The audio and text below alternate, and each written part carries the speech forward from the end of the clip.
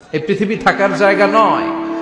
কিয়ামতের সময় আল্লাহ তাআলা মালাকুল মাউতকে বলবেন সবার রূহ কবজ করে ফেলো, সবার, কেউ থাকবে না, সবার রূহ কবজ হয়ে যাবে। আল্লাহ মালাকুল মাউতকে বলবেন, মালাকুল মাউত কি অবস্থা? বলবে সব শেষ। মাইয়াবকা, কে বাকি? মালাকুল মাউত বলবে জিনেরা বাকি, যাদেরকে দেখা যায় না। আল্লাহ বলবেন জিনদেরকেও শেষ করে ফেলো, রূহ কবজ করো। মালাকুল মাউত আজরাইল জিনদের রূহ কবজ করবে। আল্লাহ এবার জিজ্ঞেস করবে, ইয়া মালাকাল মাউত আখবিরনি মাইয়াবকা, এবার বলো আর কে বাকি?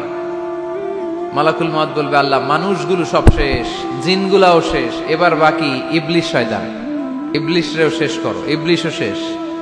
আল্লাহ আবার জিজ্ঞেস করবেন, ইয়া মালাকাল মাউতি মাইয়াবকা, আর কে বেঁচে আছে বলো? মালাকুল মাউত বলবে, আল্লাহ আপনার কথা অনুযায়ী পৃথিবীর সব মানুষের রূহ কবজ করলাম, সব জিনদের রূহ কবজ করলাম, ইবলিসের রূহ কবজ করলাম, এখন আছে শুধু ফেরেশতারা। আছে কারা? যাও ফেরেশতাদের রূহ কবজ করো, ফেরেশতাদের রূহ কবজ হয়ে যাবে। এবার আল্লাহ জিজ্ঞেস করবেন, ইয়া মালাকাল মাউত আখবিরনি মাইয়াবকা। মালাকুল মাউত বলবে, আল্লাহ আপনার কথা মতো ধরে ধরে সব শেষ, ফেরেশতাও শেষ, চারজন ছাড়া। কয়জন ছাড়া? জোরে বলেন, কয়জন ছাড়া? ইসরাফিল, জিব্রাইল, মিকাইল, আজরাইল। আল্লাহ এই চারজন আমরা বাকি। আল্লাহ বলবে, যাও ইযহাব ইনতালিক ইলা জিবরিল ওয়াকবাদ রূহা, জিব্রাইলের রূহ কবজ করো। ইযহাব ইলা ইসরাফিল ওয়াকবাদ রূহা, ইসরাফিলের রূহ কবজ করো। ইযহাব ইলা মিকাইল ওয়াকবাদ রূহা, রূহ কবজ করো। ওই তিন ফেরেশতাও শেষ। এবার আল্লাহ তাআলা জিজ্ঞেস করবেন, ইয়া মালাকাল মাউত আখবিরনি মাইয়াবকা, হে মালাকুল মাউত আর কে বাকি আছে বলো? মালাকুল মাউত বলবে, আল্লাহ আপনার কথা মতো মানুষগুলো শেষ, জিনগুলো শেষ, ইবলিস শেষ, আমার বাকি তিন ভাই ইসরাফিল, মিকাইল, জিব্রাইলও শেষ, শুধু আমি, শুধু আমি। আল্লাহ বলবেন, কেউ নাই? মালাকুল মাউত বলবে, না আল্লাহ কেউ নাই। এবার আল্লাহ তাআলা বলবেন, মালাকুল মাউত তুমি তো সবাই রে মারছো, এবার তুমি মরো, এবার তুমি মরো, তুমি মরো। শোনার সাথে সাথে মালাকুল মাউতের কাঁপুনি ছুটে যাবে, খিঁচুনি এসে যাবে ভয়ে। আল্লাহ বলবেন, কাঁপুনি দিয়ে তো লাভ নাই, কারণ কুল্লু নাফসিন যায়িকাতুল।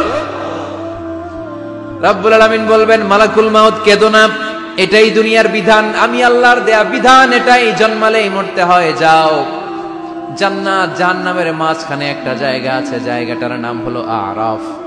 এই আরাফের মধ্যখানে যে দাঁড়াও, ওখানে যে মালাকুল মাউত কাঁপতে থাকবে।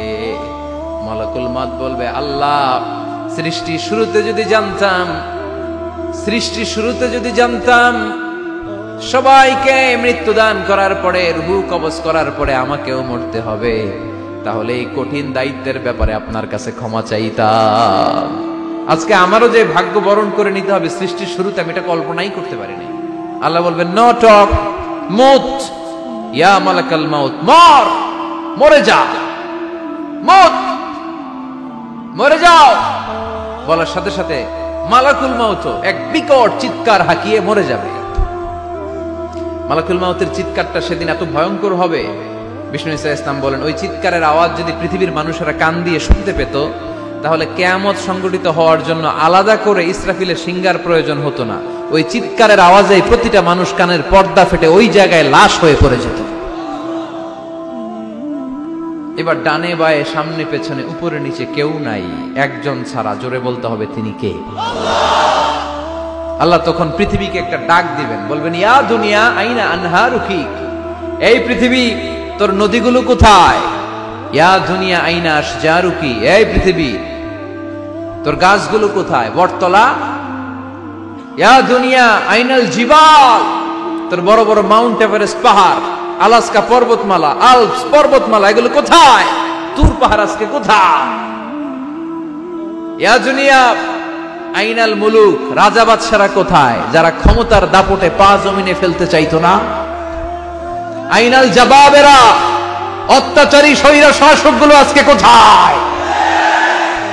কোথায় আজকে? কোনো আওয়াজ নাই। আল্লাহ তখন হুঙ্কার দিয়ে বলবেন, লিমানিল মুলকুল ইয়াউম, who belongs the kingdom today. Allah চিৎকার দিয়ে বলবেন, আজকে ক্ষমতা কার? আওয়াজ করে বলেন সেদিন ক্ষমতা কার?